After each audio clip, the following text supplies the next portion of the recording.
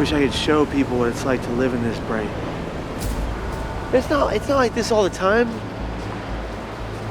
But like you see the bullhorns over there,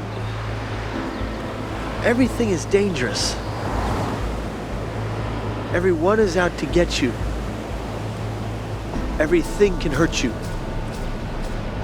Cars, buildings, fucking flowers. It's just part of the deal, man. I was saying to myself, why is this happening to me? Why couldn't I be normal?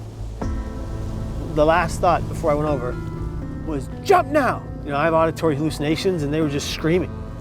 They were screaming in my head, you must die! You must die now! Jump now! And I did. I was compelled to die. In 4 seconds I fell 75 miles an hour, 25 stories, and I hit the water. Nobody thinks about the ones that have to go pick it up. 57 dead bodies had to pick up people. You were the only one alive.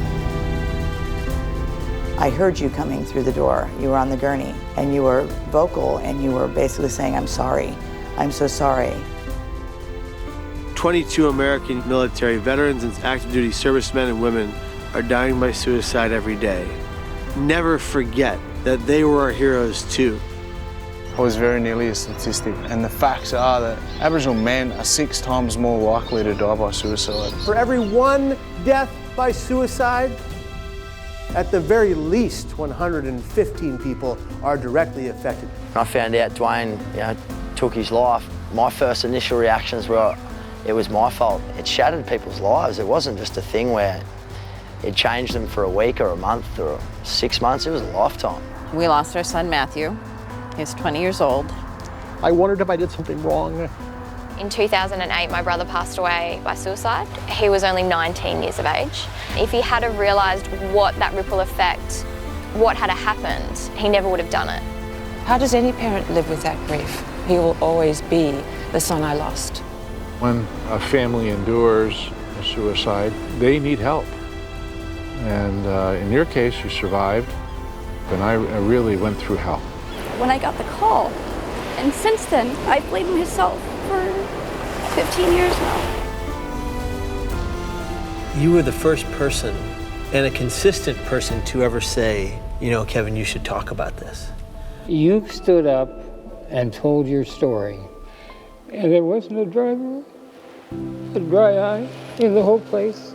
Today, I travel the globe spreading a message of hope. Why? Because we know it helps people heal. I was thinking about killing myself.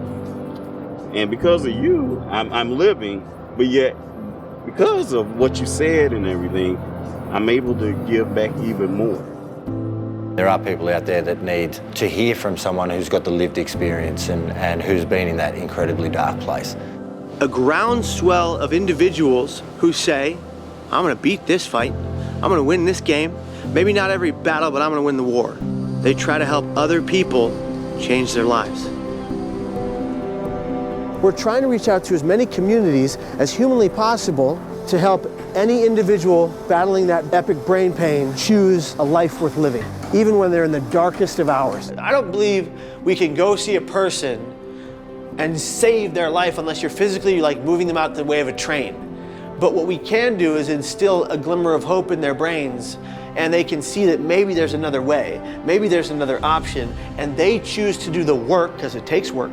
It's an art to be well, to save their own lives. And if they can find a way to have that hope to do that, once you're hopeless, that's all lost. You can get suicidal once hopeless occurs. But if you reverse hopelessness, you help change a person's life so they save their own life, so they change everything about their lives, so they decide to live.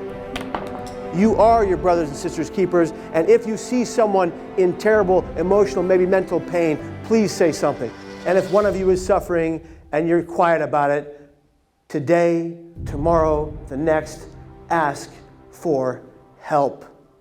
Tell the truth about your pain, because it is the only way to purge it from your soul. Your life matters to everyone you love, everyone who loves you, everyone who cares about you, and people you haven't even met yet.